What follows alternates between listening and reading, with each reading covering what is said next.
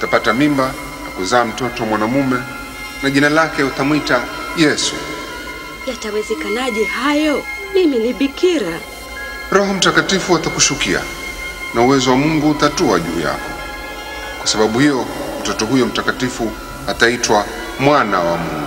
Yesu aliishi maisha ya miujiza. Wakasimama na kutembea, akafufua mpaka waliokufa. Yesu Mathayo sura ya 9 mstari wa 35 hadi 38 imeandikwa, Yesu alitembea miji yote na vijiji, akafundisha katika masinagogi yao, akihubiri habari njema ya ufalme wa Mungu na kuponya magonjwa yote na udhaifu wa kila namna. Basi alipowaona watu makundi kwa makundi, aliwaonea huruma kwa sababu walikuwa hoi na wenye wasiwasi kama kondoo wasio na mchungaji. Hapo akawaambia wanafunzi wake, mavuno ni mengi lakini wafanyakazi ni wachache. Basi mwombeni mwenye mavuno atume wafanyakazi wavune mavuno yake. Kwa hivyo wanaume 12 walitembea pamoja na Yesu wakieneza ujumbe wa mahubiri yake katika nchi za mbali. Lakini hata pamoja na kuwa Yesu alihubiri habari za haki, upendo, kusamehe na kusaidiana, wakamsulubu. Na Yesu akafia msalabani, lakini siku ya 3 akafufuka, na kisha tume hawa 12 wakawa ndio msingi wa mwanzo kabisa wa kanisa. Mitume The Storybook.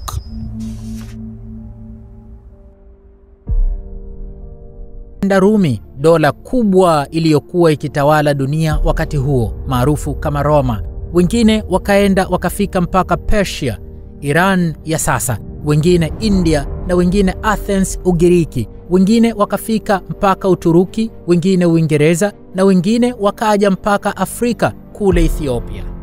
Imani wanayoinadi, kumbuka, ndio ile ile imani iliyomfanya Yesu akasulubiwa mpaka kufia msalabani.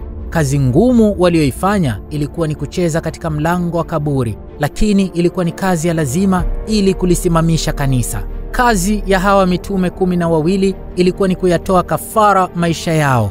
Mmoja baada ya mwingine waliwindwa kama paa nyikani, walikamatwa na kuteswa mateso mazito ya uchungu na kuogofya. Hatima ya mitume 12 hawa ikawa ni vifo vya kutisha sana. Ni mitume 2 tu ambao vifo vyao vinazungumzwa kwenye Biblia, lakini mitume wengine habari za vifo vyao zinapatikana katika maandiko ya wanahistoria wa kale. Kutoka katika safu za milima ya Yudea, kwa sasa maeneo yanayopatikana mataifa ya Israel na Palestina, katika kijiji kidogo kiitwacho Kerioti, alizaliwa mvulana aliyeitwa Yuda mwana wa Simoni. Alizaliwa mwaka wa 10 kabla ya Kristo.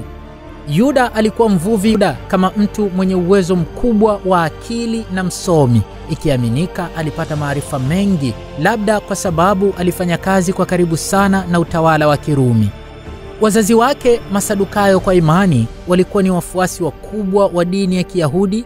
Wakamtenga kabisa mtoto wao Yuda wakati alipojiunga kuwa miongoni mwa wafuasi wa Yohana Mbatizaji.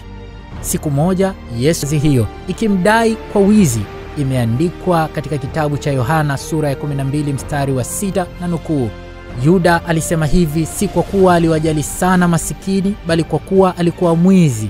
Kama mtunza fedha, alikuwa mara kwa mara anaiba kutoka katika fedha alizokabidhiwa. Mwisho wa kunukuu. Baadhi ya wasomi wa dini kama John Ruskin wanasema Yuda alikuwa mtu mwenye pupa na maamuzi ya kukurupuka. Alikuwa ni mtu mwenye mawenge hivi, na John Ruskin anaamini ya kwamba tabia hizo ndizo zilizomsababisha Yuda hata akamsaliti Yesu. Kwa kushindwa kuona utajiri wa kiroho wa baadaye utakaotokana na uaminifu wake kwa Yesu, Yuda akaiendea pupa dunia. Baadhi ya wasomi wa dini wanaamini ya kwamba Yuda alikatishwa tamaa, kwani wanaamini labda alitumaini kuwa Yesu angeanzisha mapinduzi na kuangusha utawala wa Warumi. Lakini Yesu, inasimuliwa katika kitabu cha Luka sura 22 mstari wa 3, imeandikwa, Shetani akamwingia Yuda aliyeitwa Iskariote, mmoja wa wale wanafunzi 12. Yuda akaenda kwa makuhani wakuu na wakubwa wa walinzi wa hekalu, akawaeleza jinsi ambavyo angeweza kumsaliti Yesu. Wakafurahi na wakamwahidi kumlipa fedha. Biblia inaendelea kusimulia Yohana